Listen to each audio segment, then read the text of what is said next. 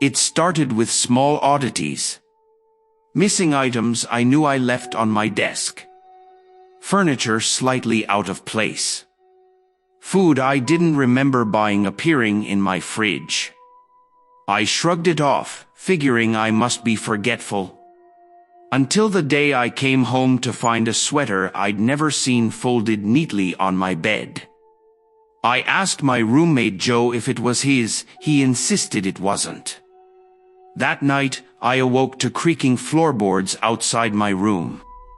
I tensed, listening intently. Sneaking over to the door, I pulled it open suddenly, revealing an empty hall.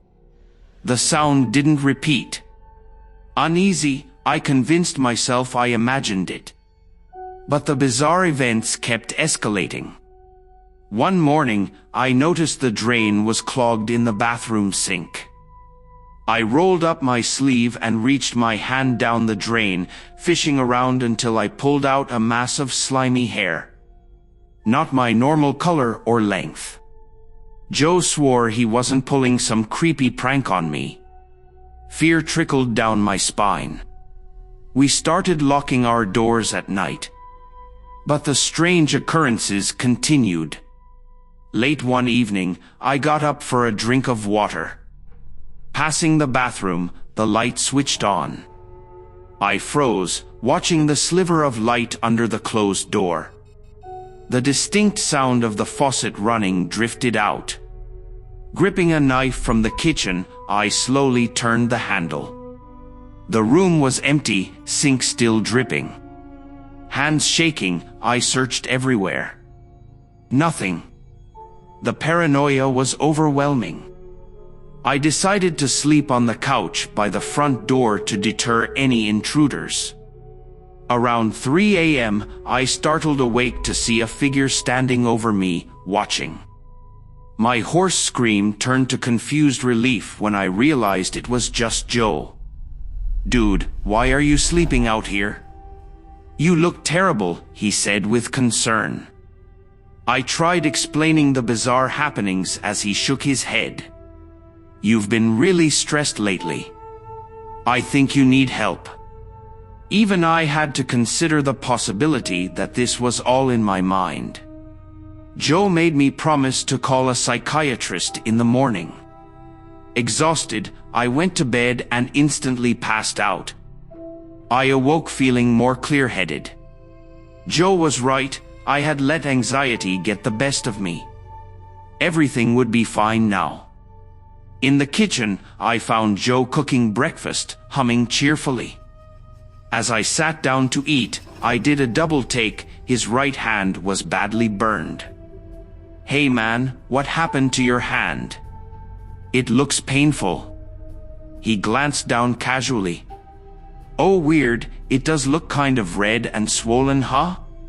Doesn't hurt though, so I wouldn't worry about it." I stared at him in disbelief. Something was very wrong. But I played it cool until I could get away from him safely.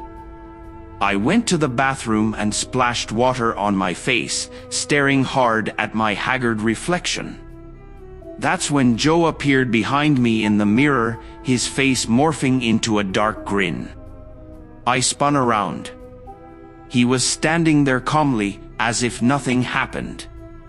My mind was unraveling. "Hey, I just remembered I have an appointment to get to," I stammered, pushing past him. I had to get out of there. Rushing outside, I sprinted to my car and tore off. Where I was going, I wasn't sure. I just knew I was no longer safe in my own home. I drove for hours until I arrived in the next town over. Exhausted and paranoid, I checked into a roadside motel under a fake name, paid cash. Dragged a chair in front of the door. I spent that whole sleepless night staring at my phone, wondering who I could possibly call for help without sounding completely insane. As the sun rose, I knew I had to go back and face this, or I'd spend my whole life running. When I arrived home, the place was eerily quiet. No sign of Joe. timidly called his name. No response. That's when I smelled the sinister metallic odor wafting from the kitchen. Rounding the corner, I cried out. A bloody trail led to Joe's mutilated corpse splayed out on the floor. Dizzy with shock, I stumbled backward. That's when I saw the culprit standing there, watching me coldly. It was my own face staring back. But the eyes were utterly emotionless. In a flash, it was on me, hands grasping for my throat with inhuman strength. I screamed, clawing desperately at its face, and we crashed through furniture as it tried pinning me down. This thing might wear my face, but it moved with calculated quickness, overpowering me.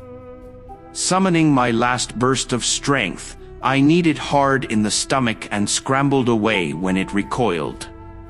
In the second I bought, I located the heaviest iron pan and swung it with adrenaline-fueled rage. A sickening crack rang out as I caved its skull in. It dropped limply to the floor, oozing dark blood, my grotesque features morphing into a pulpy mess. Gasping for breath, I stared down at the body, my mind fracturing, struggling to comprehend how this evil clone could exist. That's when I noticed its left arm, a small tattoo I don't have. This wasn't a true replica. It was something or someone else entirely. Something that had been living here, pretending to be me, for who knows how long. The front door creaked open behind me. There stood another figure wearing my face. I let out a ragged scream, gripping the pan, cornered. Wait. It's me. It's Joe, it cried out, holding up its hands.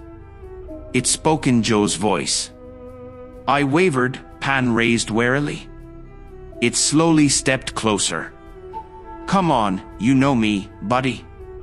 We've got to get out of here before more show up. I searched its familiar eyes.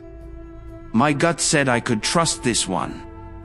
Without another thought, I dropped the pan and we fled the blood-soaked apartment together. The police never believed my wild story. I stopped trying to make them understand. I know what I witnessed. Something horrific had infiltrated my life, nearly eliminated me. And it may still be lurking out there in the shadows, wearing friendly faces as camouflage, waiting to strike again. I've escaped to a remote town where no one knows me, constantly watching for anything out of place. I may appear paranoid, but it's the only way to be sure I can spot one of them if it finds me again. Because they look like anyone. Trust no one. Even your own reflection can deceive you. I know evil wears many masks, but the eyes always reveal what's underneath. And I'll never let my guard down again, or it may be the end of me.